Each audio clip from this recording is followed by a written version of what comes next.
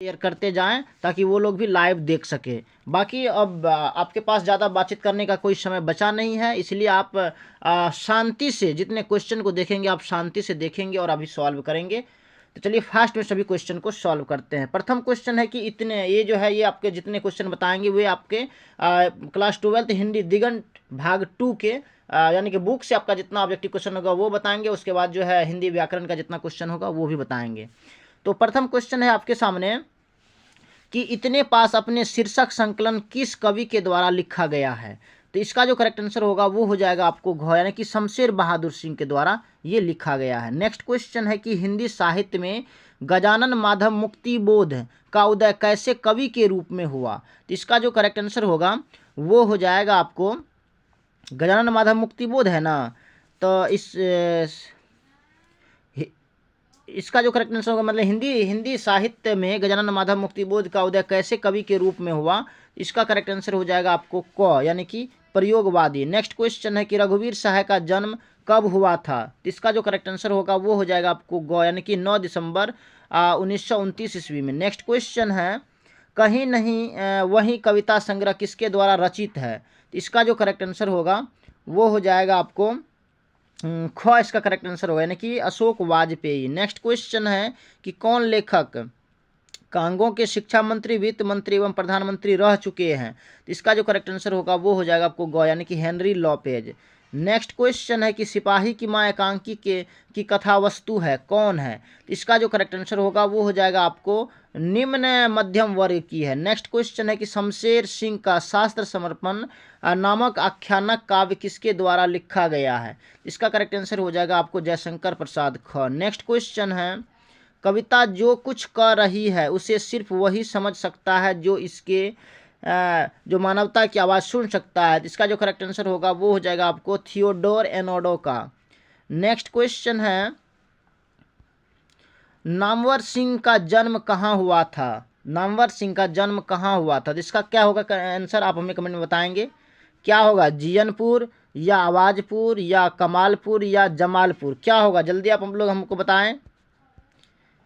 क्या आपने याद किए हैं, इसका करेक्ट आंसर क्या होगा।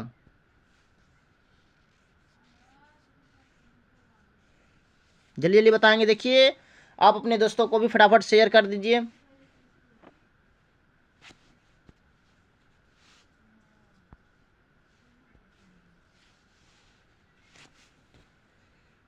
क्या आवाज़ ठीक जा रही है आपको, आप तक आवाज़ पहुंच रही है अच्छा से।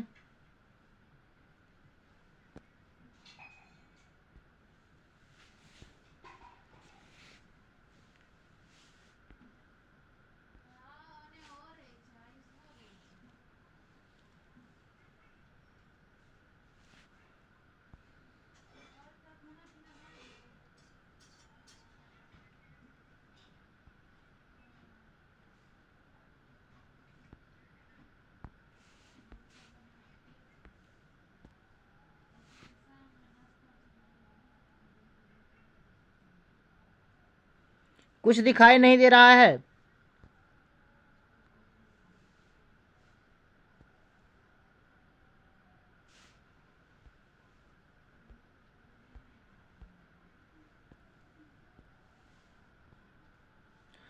सॉरी नेटवर्क इशू होगा।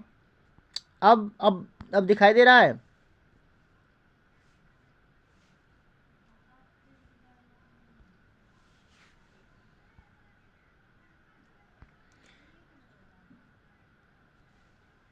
आवाज़ अच्छा से सुनाई दे रहा है आवाज़।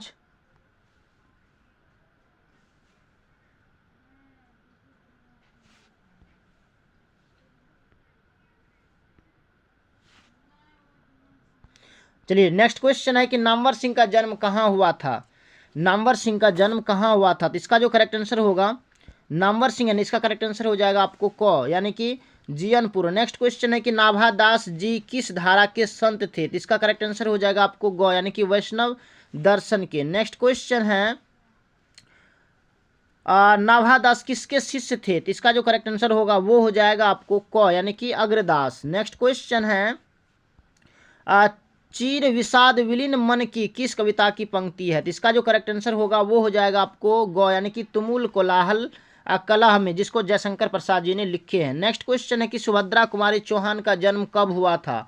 तो सुभद्रा कुमारी चौहान का जो जन्म है वो आपको 16 अगस्त 1904 ईस्वी को हुआ था। सुभद्रा कुमारी चौहान, ये पुत्र वियोग लिखे हैं, ध्यान में रखेंगे, पुत्र वियोग इन्होंने ही लिखा है। नेक्स्ट क्वेश्चन है कि घास में दुबका आकाश किसकी रचना है। तो इसका आंसर हो जाएगा आपको क, यानी कि अशोक वाजपेयी। नेक्स्ट क्वेश्चन है ज्ञानेंद्र पति बिहार लोक सेवा आयोग द्वारा चयनित होकर किस पद पर पदस्थापित हुआ था। तो इसका करेक्ट आंसर हो जाएगा आपको ख, यानी कि कारा अध्यक्ष के रूप में। नेक्स्ट क्वेश्चन है कि बातचीत शीर्षक निबंध के अनुसार जो कुछ मवाद या धुआं जमा रहता है वह भाप बनकर निकलता है, कैसे। तो ये जो है अगर हम बातचीत करते हैं उसके जरिए निकलता है। नेक्स्ट क्वेश्चन है कि बिना फेरे घोड़ा बिगड़ता है और बिना लड़े सिपाही, यह पंक्ति किस कहानी की है। तो इसका करेक्ट आंसर हो जाएगा आपको ख, यानी कि उसने कहा था, जिसको जयशंकर प्रसाद जी ने लिखे हैं। नेक्स्ट ये उसने कहा था, ये बिना बिना फेरे घोड़ा बिगड़ता है और बिना लड़े सिपाही, ये जो है ये पंक्ति उसने कहा था, जिसको चंद्रधर शर्मा गुलेरी जी ने लिखे हैं। नेक्स्ट क्वेश्चन है कि दल विहीन लोकतंत्र किसके मूल उद्देश्यों में है। तो इसका करेक्ट आंसर हो जाएगा आपको मार्क्सवाद तथा लेनिनवाद। नेक्स्ट क्वेश्चन है कि नारी और नर एक ही द्रव की ढली दो प्रतिमाएं हैं, यह पंक्ति किस शीर्षक पाठ से लिया गया है। तो इसका करेक्ट आंसर हो जाएगा आपको ग, यानी कि अर्धनारीश्वर।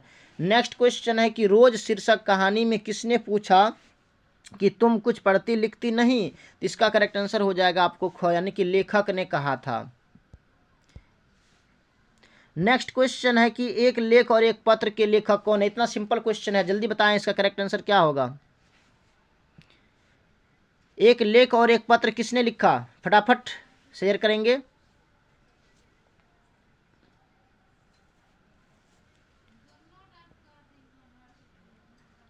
एक लेख और एक पत्र किसने लिखा।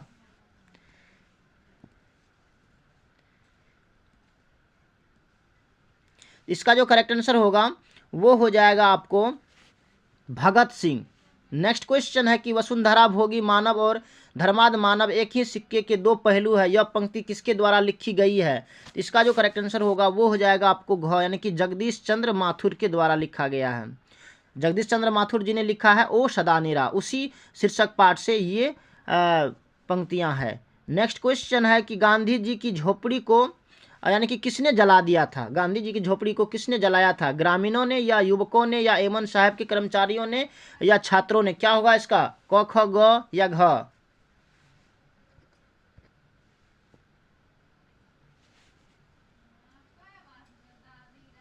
तो इसका जो करेक्ट आंसर होगा वो हो जाएगा आपको, इसका करेक्ट आंसर हो जाएगा आपको ग, यानी कि एमन साहब के कर्मचारियों ने। नेक्स्ट क्वेश्चन है कि सरैया मन ताल का जल कैसा है। तो इसका जो करेक्ट आंसर होगा वो हो जाएगा आपको ख, यानी कि स्थिर है। नेक्स्ट क्वेश्चन है कि सिपाही की मां एकांकी में बिस्नी चरपाई के पास मोढ़े पर बैठी क्या करती है। तो इसका करेक्ट आंसर हो जाएगा आपको क, यानी कि सूत काटती है। नेक्स्ट क्वेश्चन है चरम व्यक्तिकता ही परम सामाजिकता है, किस शीर्षक पाठ की पंक्ति है। तो इसका करेक्ट आंसर हो जाएगा आपको गो, इसका करेक्ट आंसर होगा। नेक्स्ट क्वेश्चन है कि नेक्स्ट क्वेश्चन है यथार्थ के इस लेन देन का नाम ही संसार है, यह पंक्ति किसके द्वारा लिखी गई है। इसका करेक्ट आंसर हो जाएगा आपको ख हो गया, यानी कि मलियज। नेक्स्ट क्वेश्चन है चित्ररेखा किस कवि की रचना है। तो इसका करेक्ट आंसर हो जाएगा आपको क, यानी कि मलिक मोहम्मद जायसी की। नेक्स्ट क्वेश्चन है रामती गो खरकनी में बछड़ा हित धाई, यह पंक्ति की शीर्षक पाठ से लिया गया है। तो इसका करेक्ट आंसर हो जाएगा आपको ग, यानी कि सूरदास के पद से। नेक्स्ट क्वेश्चन है कवितावली किसके द्वारा लिखी गई है। तो इसका जो करेक्ट आंसर होगा वो हो जाएगा आपको ख, यानी कि तुलसीदास। नेक्स्ट क्वेश्चन है कि तुलसीदास ने अपने युग की किन दो साहित्य भाषाओं को अपनाया। तो क्या होगा इसका करेक्ट आंसर। तो इसका करेक्ट आंसर हो जाएगा आपको ग, यानी कि अवधी और ब्रज भाषा। नेक्स्ट क्वेश्चन है नाभादास की राम भक्ति मर्यादा के स्थान पर क्या है। तो इसका जो करेक्ट आंसर होगा वो हो जाएगा आपको माधुर्य भाव का पुट था। नेक्स्ट क्वेश्चन है कि छत्रसाल दशक के कितने छंदों में महाराजा छत्रसाल की वीरता का यशोगान किया गया है। तो इसका करेक्ट आंसर हो जाएगा आपको घ, यानी कि 10 छंदों में। नेक्स्ट क्वेश्चन है कि कंकाल उपन्यास किस कवि की रचना है। तो इसका करेक्ट आंसर हो जाएगा आपको ख, यानी कि जयशंकर प्रसाद।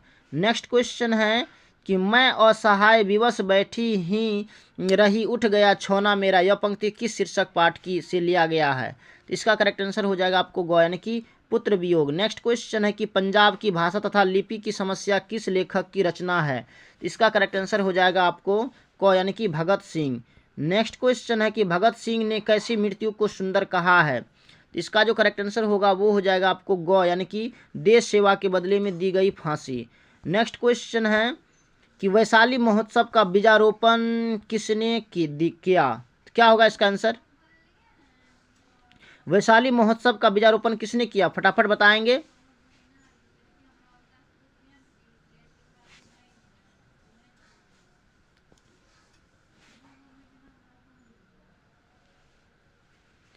और देखिए अभी तक आप लोग नहीं तो शेयर किए हैं और ना ही तो कोई लाइक वैक किए हैं, फटाफट शेयर कर देंगे।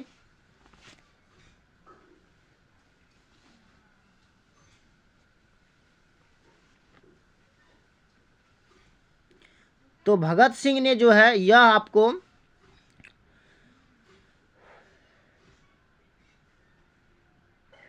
देश सेवा के बदले में दी गई फांसी को सुंदर कहा है।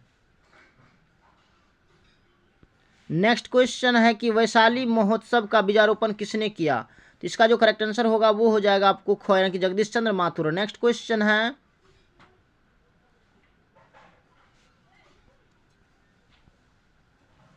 ओ सदा नेरा निबंध किस पुस्तक से लिया गया है? तो इसका जो करेक्ट आंसर होगा वो हो जाएगा आपको ग, यानी कि बोलते छंद से। नेक्स्ट क्वेश्चन है रामपुरवा कहाँ है? तो इसका जो करेक्ट आंसर होगा वो हो जाएगा आपको भितिरवा के पास। नेक्स्ट क्वेश्चन है गंडक नदी का जल सदियों से कैसा रहा है? तो इसका करेक्ट आंसर हो जाएगा आपको ख, यानी कि चंचल रहा है। नेक्स्ट क्वेश्चन है कि गांधी जी को महुए के पेड़ के नीचे किसने जगह दी? इसका करेक्ट आंसर हो जाएगा आपको ग, यानी कि मठ के महंत ने। नेक्स्ट क्वेश्चन है सिपाही की माँ एकांकी किस पुस्तक से ली गई है? इसका करेक्ट आंसर हो जाएगा आपको क, क्या हो जाएगा? सिपाही की माँ है न क, यानी कि अंडे के छिलके तथा अन्य एकांकी से। नेक्स्ट क्वेश्चन है कि मुन्नी कौन थी? इसका करेक्ट आंसर हो जाएगा आपको घ, यानी कि बिस्नी की बेटी। नेक्स्ट क्वेश्चन है कि परगीत और समाज निबंध किस निबंध संग्रह से लिया गया है? तो इसका करेक्ट आंसर हो जाएगा आपको घ, यानी कि वाद विवाद संवाद से। नेक्स्ट क्वेश्चन है कि सत्संग में किसकी अभिरुचि थी?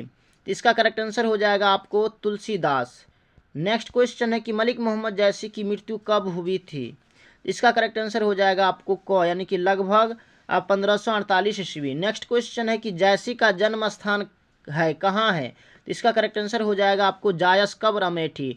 नेक्स्ट क्वेश्चन है 49 की साहित्य लहरी की रचनाकार है कौन है? तो इसका करेक्ट आंसर हो जाएगा आपको क, यानी कि सूरदास। नेक्स्ट 50 क्वेश्चन है कि काशी में कितने वर्ष रहकर तुलसीदास विद्या अध्ययन किए? तो क्या होगा इसका करेक्ट आंसर? जल्दी आप हमें बताएंगे। तो इसका जो करेक्ट आंसर होगा वो हो जाएगा आपको ख, यानी कि 15 वर्षों तक। तो मेरे साथियों इसमें से आपका कितना सही हुआ है आप हमें कमेंट में बताएंगे।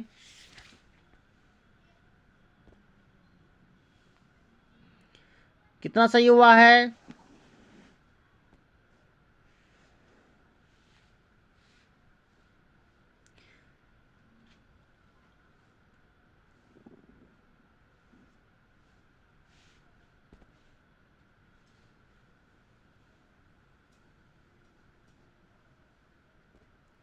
क्या नेटवर्क इशू है? आवाज़ नहीं जा रही है?